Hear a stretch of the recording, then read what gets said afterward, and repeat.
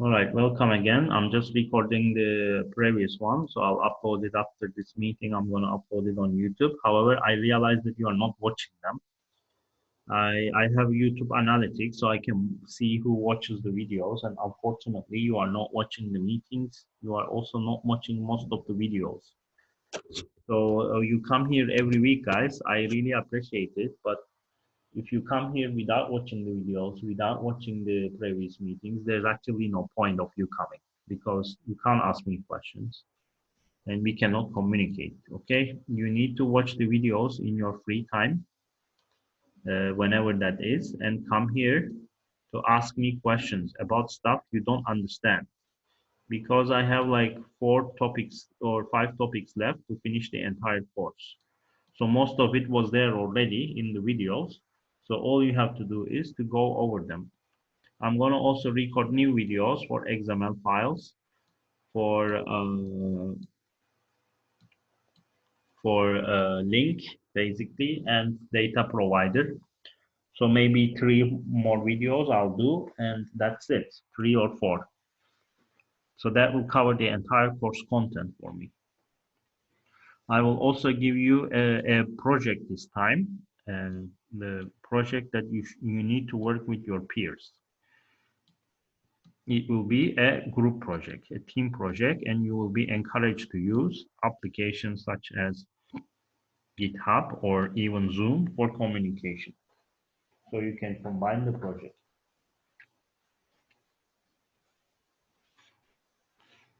Right. Someone said they have questions. You can ask me the questions now.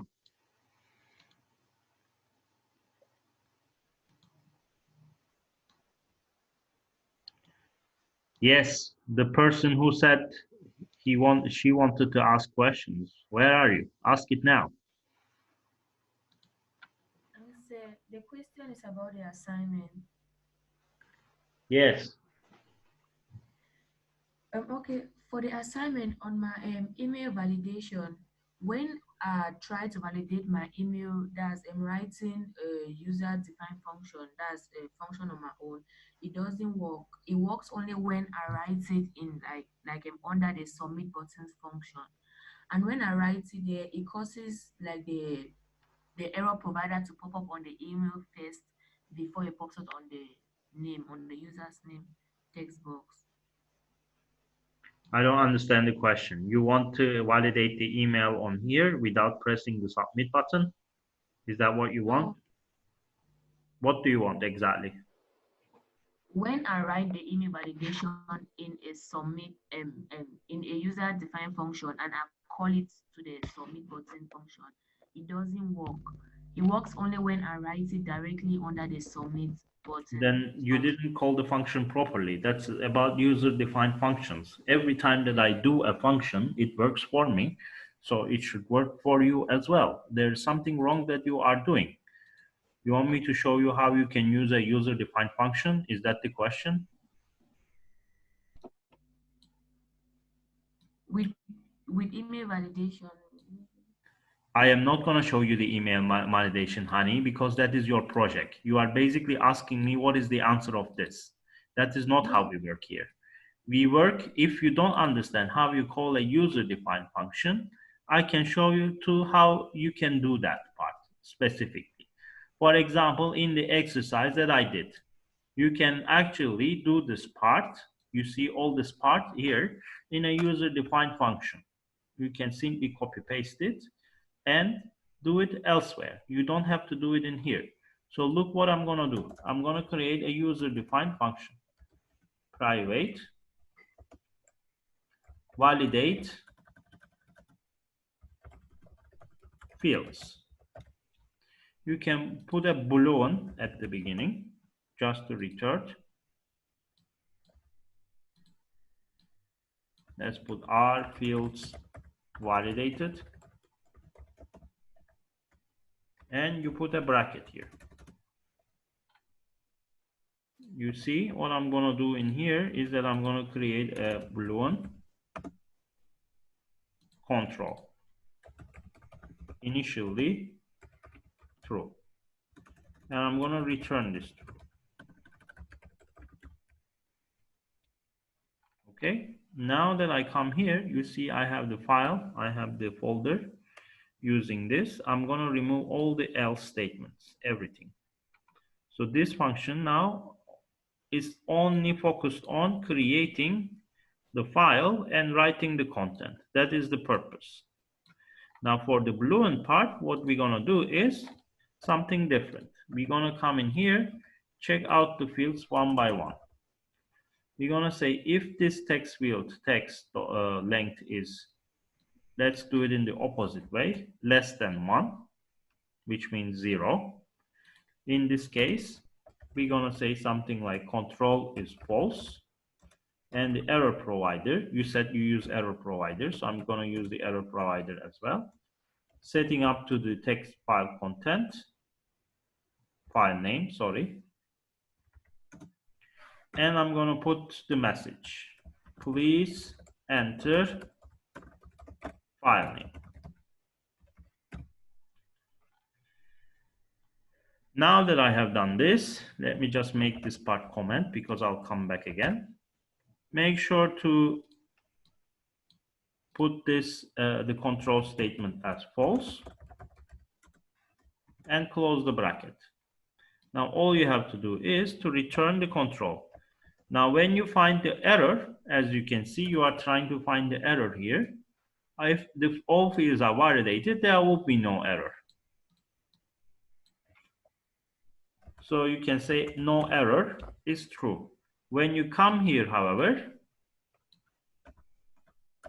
for the error provider, when the error provider identifies an error, you can say no error is actually false. So this means that you have error. We can go up and now type the part where you want to do this. You can simply type something like this. If inside you put the error function, are fields validated? If everything is validated perfectly, then you can do everything down below. I think this is the part that you make the mistake. You probably didn't use the function properly or you didn't call it. Else, then all of this will be evaluated in anyway. So you call the function there. So let's see. If I made a mistake, I'll have to go through the error, read it, and fix it. So I'm going to press on the button immediately. And as you can see on my screen that I'm sharing with you, I get an error. It says, please enter file name.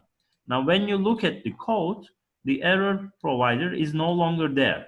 It was originally there, but it's no longer there now. I carried it in here, and it triggers the function. Okay, this is exactly what you want to do, isn't it? Yes, sir. Yes, so that's how you do it. I'm not going to do it with the email because that's your job, but technically there is no difference. It's exactly the same thing, okay? Yes, So sir. you put in another if here. You don't have to put else if. You can put if as well because you want to check the same condition. We're going to put the text file content this time, not the file name, but the content. And I'm going to add the other error provider. Just copy paste this. And the error provider will be please enter or fill the file content.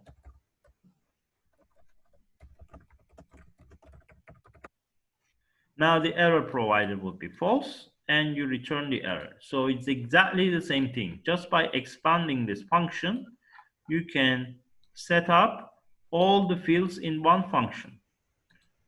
So I'm going to put in here, you see it shows the file name. Please make sure that I probably have to change its location. File. And it still shows me, please enter the file content. So I need to probably change its place now, this content part, instead of here. I need to take it there. You can also put else if or else if, doesn't really matter. If you put if, it will show the very last one. So this one, you see, the error providers are in both of them. Can you see? So Yes, sir. please enter the file name. Please fill the file content. I'm going to enter the file name. Let's enter your name, Sophie. And we create the file. Data is written into Sophie. So when I come to my folder, let me go to C drive, just go to folder. You see there is a file there, Sophie, and its content is Sophie. It works, as you can see. So all you have to do is to take up this error provider function, call it there. There is no such thing that it doesn't work. You probably made a mistake. That is why it's not working for you.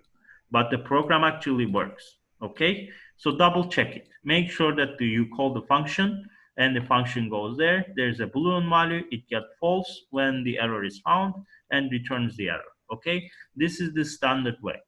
And as I told you many times, I am recording these videos. So you can come back here once I recorded it, watch this video again and see how it's done and maybe pause and apply to your own program.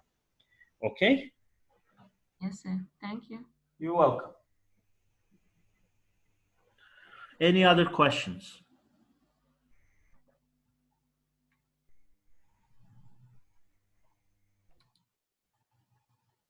If you don't have any questions, I'm going to end up the session now.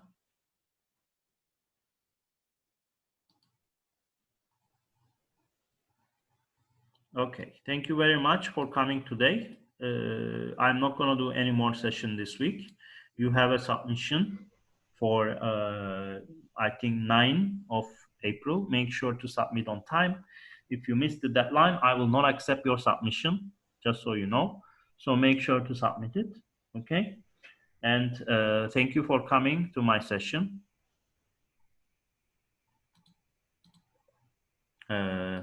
And if you get stuck, you can ask me questions either on the videos that we submitted. Please like those videos as you watch them. You can also comment on the videos, or you can send me an email and we can discuss. But please, when you ask a question, make sure that it's something more generic rather than specific.